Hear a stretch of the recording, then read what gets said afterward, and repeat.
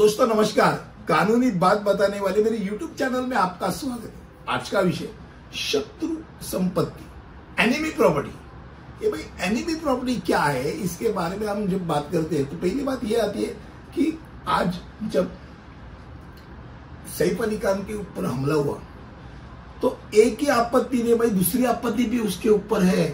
उसकी जो संपत्ति है भोपाल में, मध्य प्रदेश में, उसको शत्रु संपत्ति करके घोषित किया है, तो उसके बारे में लोगों में चर्चा होने लगी। तो ये बात है कि भाई शत्रु संपत्ति क्या होती है। पहली बात हम सैफ अली खान के बारे में जानेंगे, वो क्या संपत्ति अधिग्रहण करना चाहते हैं। 1947 में भोपाल रियासत पर नवाब हमीदुल्लाह खान का शासन था।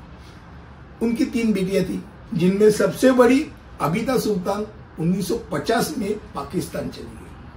दूसरी बेटी साजिदा सुल्तान भारत में रही और उन्होंने नवाब इफ्तियार अली खान पतौड़ी से शादी की, जिन्होंने इंग्लैंड और भारत दोनों के लिए क्रिकेट खेला। और उनके बेटे महान मंसूर अली खान पतौड़ी टाइगर पतौड़ी थे। साजिदा के पोते यानी टाइगर पतौड़ी के बेटे सैफ अली खान को भोपाल में संपत्तियों का हिस्सा विरासत में मिला। हालांकि आबिदा खान का प्रवास सरकार के शत्रु संपत्ति के रूप में संपत्तियों के दावे का केंद्र बना गया।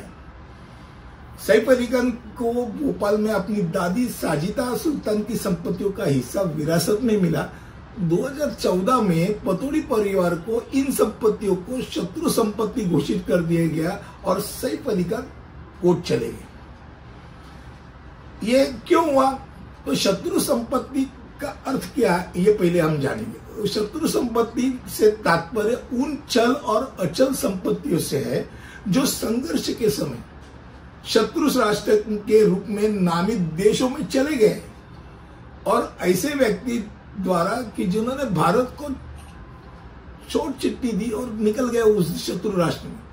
अब 1965 और 1971 में भारत और पाकिस्तान के बीच युद्ध हुआ और 1962 में भारत और चीन के बीच में युद्ध हुआ।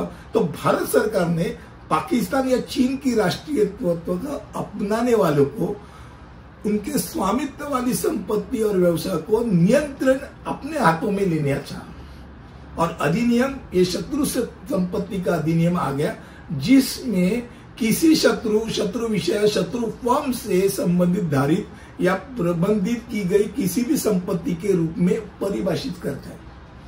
शत्रु संपत्तियों को भारत सरकार से संबंधित माना जाता है और सरकार की मंजूरी के बिना आप उसको हस्तांतरित नहीं कर सकते, बेच नहीं सकते और उससे अलग नहीं कर सकते। तो अधिनियम का दायरा बढ़ाकर न केवल भूमि और भवन जैसे अचल संपत्तियों के लिए नहीं है, तो उसमें शेयर, आभूषण और बैंक खाते जैसे चल संपत्तियों को भी शामिल कर दिया गया, यानी उसका दायरा बढ़ा दिया गया।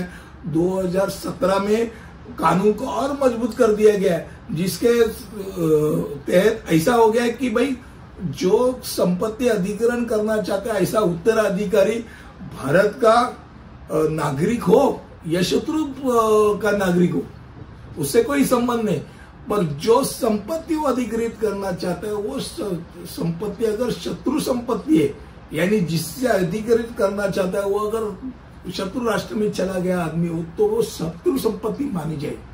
और इसलिए सब ध्यान तो यही है कि भाई सैफ अली खान अभी कोर्ट में तो गया है, कोर्ट का ऑर्डर उसके ऊपर आएगा, पूरी चर्चा होगी और चर्चा होने के बाद जो कुछ रिजल्ट आएगा उसके लिए तो यूट्यूब बनेगा ही।